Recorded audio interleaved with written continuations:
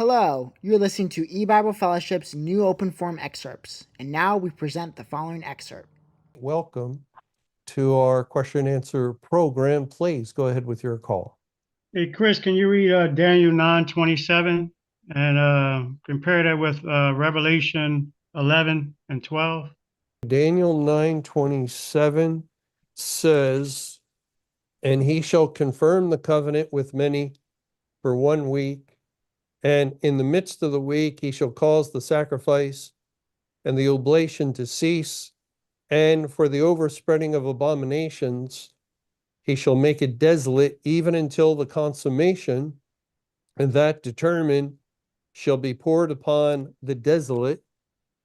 And in Revelation 11, beginning in verse 11, it says, "And after 3 days and a half, the spirit of life from God entered into them, and they stood upon their feet, and great fear fell upon them which saw them.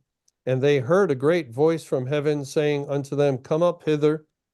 And they ascended up to heaven in a cloud, and their enemies beheld them." Hey, can you talk about in Daniel 9:27? Can you comment on the midst of the week and this idea of after 3 days? I've always understood the 3 days to be the first part of the Great Tribulation.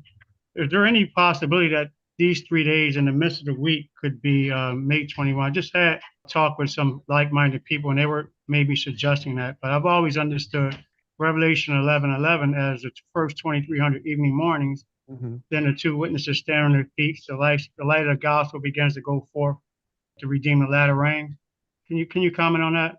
Yeah, we know there's actually no question the 3.5 days are the first part of the Great Tribulation, the 2,300 evening mornings.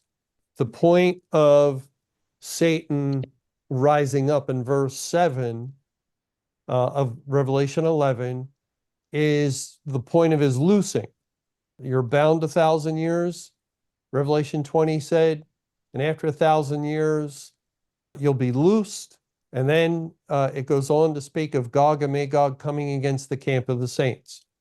So we know verse 7, when the two witnesses are killed, is the first day. It's the very beginning of the Great Tribulation, the end of the church age, 1988, beginning of Great Tribulation, and also the beginning of the 2,300 evening mornings. Now, they lie dead 3.5 days, and then they stand upon their feet. The figure to stand upon the feet points to sending forth the gospel unto salvation.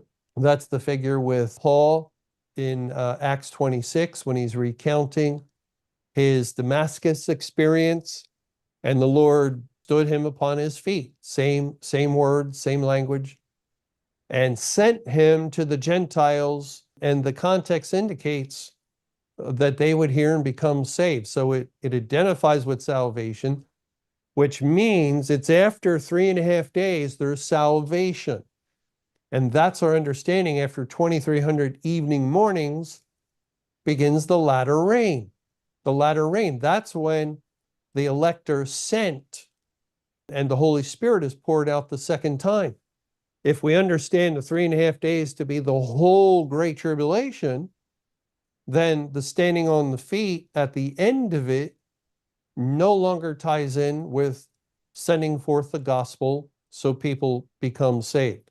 So it has to be, Mr. Camping was correct, that the 3.5 days, they're lying dead, then they stand upon the feet. Also the reference, they stood upon their feet and great fear fell upon them which saw them.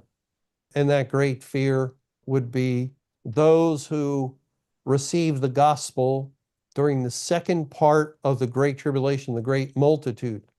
The fear of God came upon them in salvation. As far as Daniel 9, as we know, God didn't make the Bible easy to understand. And this is speaking of the 70th week. He shall confirm the covenant with many for 1 week, and in the midst of the week, he shall cause the sacrifice and oblation to cease. Mr. Camping has taught in his booklet, 70 Weeks of Daniel 9, the midst of the week is when Christ went to the cross, and the starting point, 29 AD. And if you go 3.5 years from there to 33 AD, when he went to the cross, and when he went to the cross, the sacrifice and oblation ceased. Historically, that's true. And then Mr. Camping taught the second half of the 70th week, because this takes us 69.5 weeks to the cross in 33 AD. And the second half, it stretches from the time of the Lord going to the cross and the resurrection over the New Testament period, and the figure of 1,260 days. In Revelation 12, the woman brings forth a man-child. That is the body of believers typified by the woman. Christ comes through the line of the believers, and he's the man-child. And then the man-child, it says, is caught up to heaven. That's the resurrection. And following that, the woman flees into the wilderness for 1,260 days. And 1,260 days of 30-day months is 3.5 years.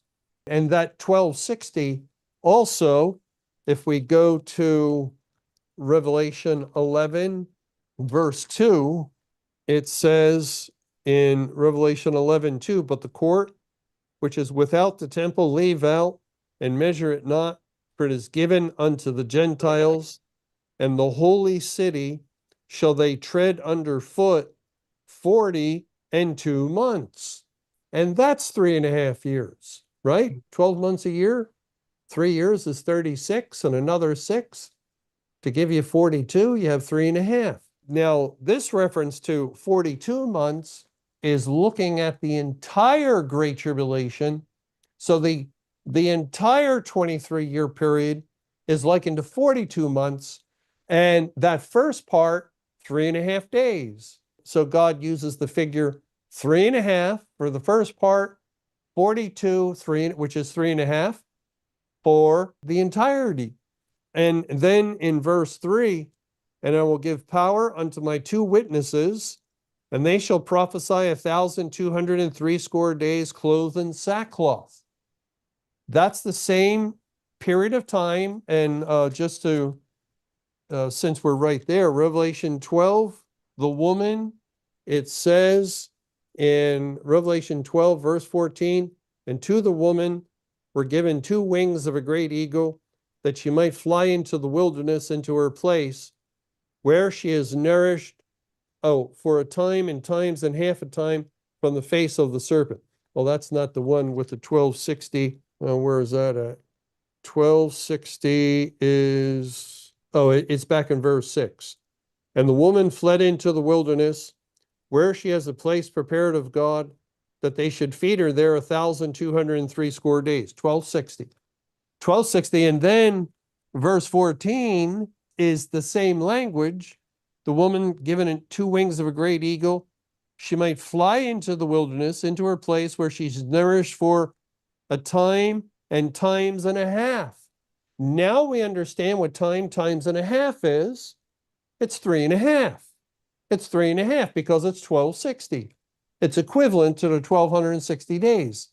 And you see how complicated it is?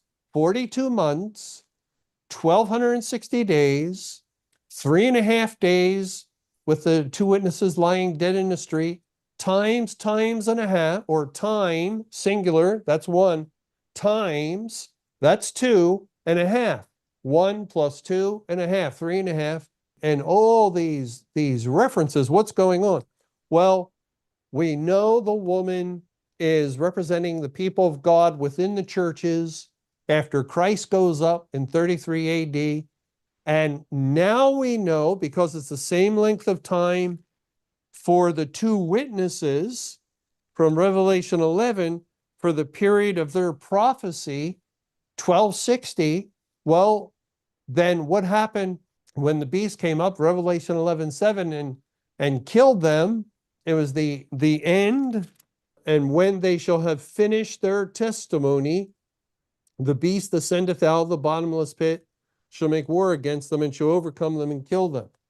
That tells us the 1,260 days, 3.5 years of the woman is really the elect and their testimony or their period of time during the church age.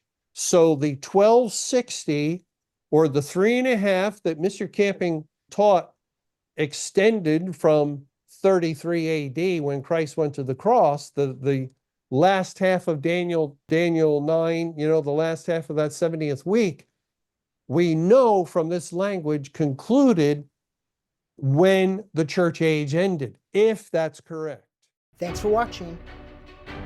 And don't forget to like, subscribe, and turn on the notifications. That way you don't miss any upcoming videos.